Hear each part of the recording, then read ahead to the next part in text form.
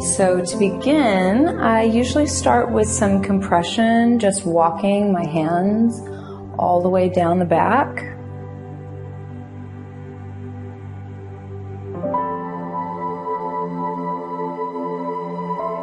And once I get to the lowest part of the back, I stack my hands on top of the sacrum. That's that flat bone at the base of the spine. And I just lean my body weight into the sacrum, and this creates a nice length in the low back and helps to alleviate tension and tightness where the vertebrae become compressed.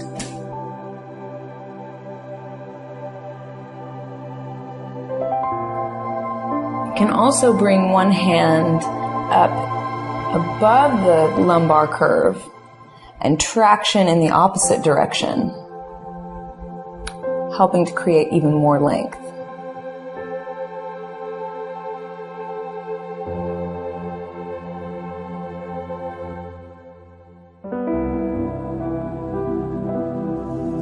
And even though it might not look like I'm doing very much, sustaining this traction allows for a nice opening and stretch to happen in those deep muscles.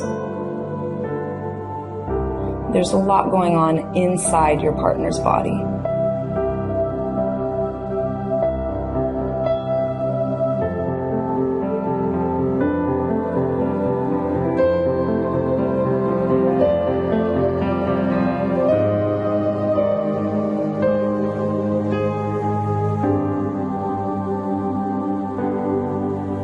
I'll use just a little bit of oil to lubricate the skin.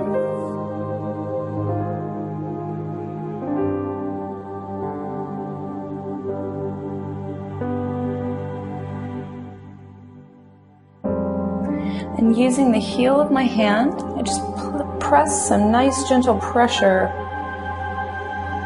just to the outside of the spine.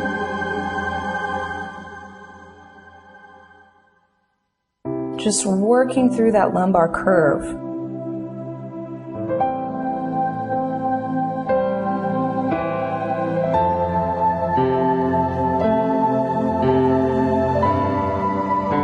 I can use the flat part of my knuckle to trace circles around the quadratus lumborum, around the erector muscles, all throughout the region.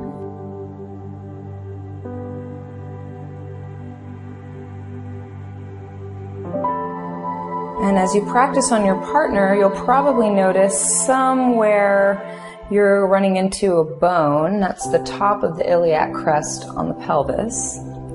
So it's important not to rub too much on the bone because that doesn't feel very good.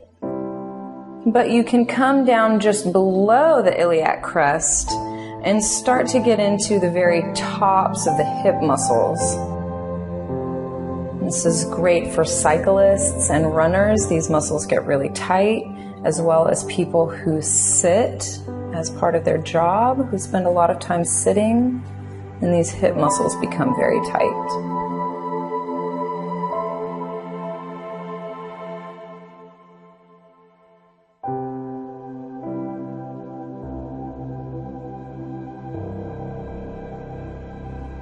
For even deeper pressure, I can go in with my thumbs.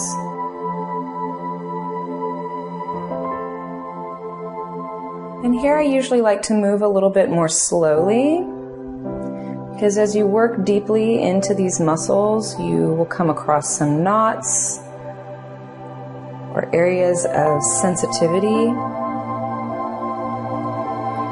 So moving slowly allows your partner's body to adjust to the pressure that's being applied.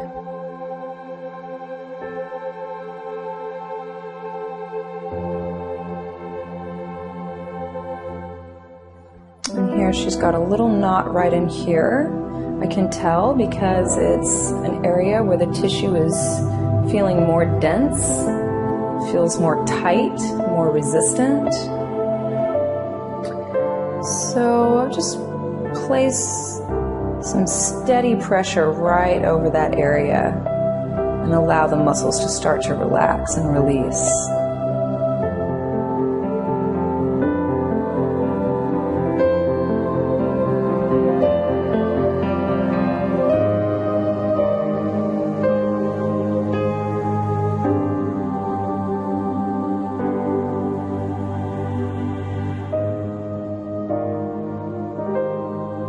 And you can work your thumbs through the area anywhere that you're finding knots, anywhere that you're finding those tight little pockets of tension.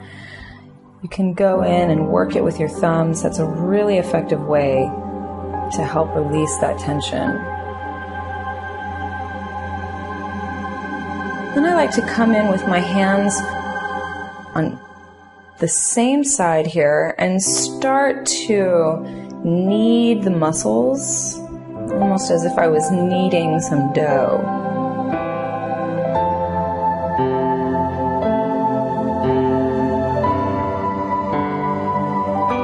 So I'm applying pressure through my fingers and through my thumbs as I grab the muscles and grab the tissue.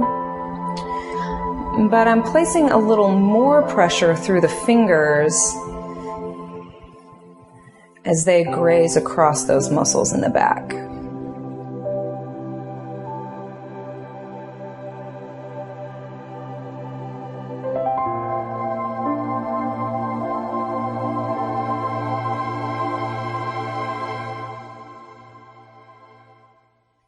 And you can work this petrissage motion, moving all the way up the back. And for now, we'll just focus on the low back.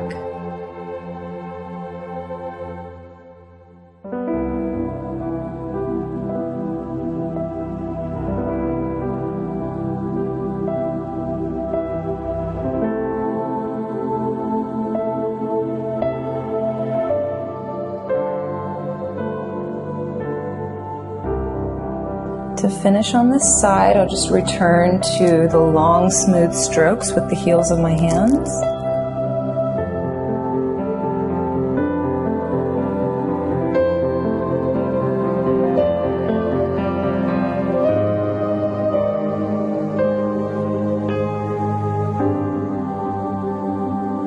And I'll turn my fingertips down and start to traction along the side of her body. I'm not using a lot of pressure here, but just a more smooth and even pressure through the entire surface of my hand.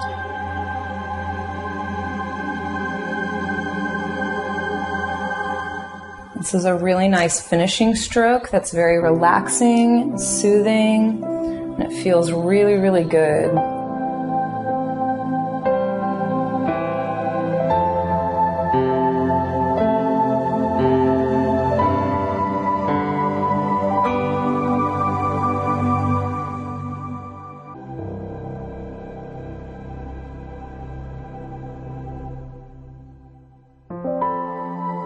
And then you're ready to move on to the other side.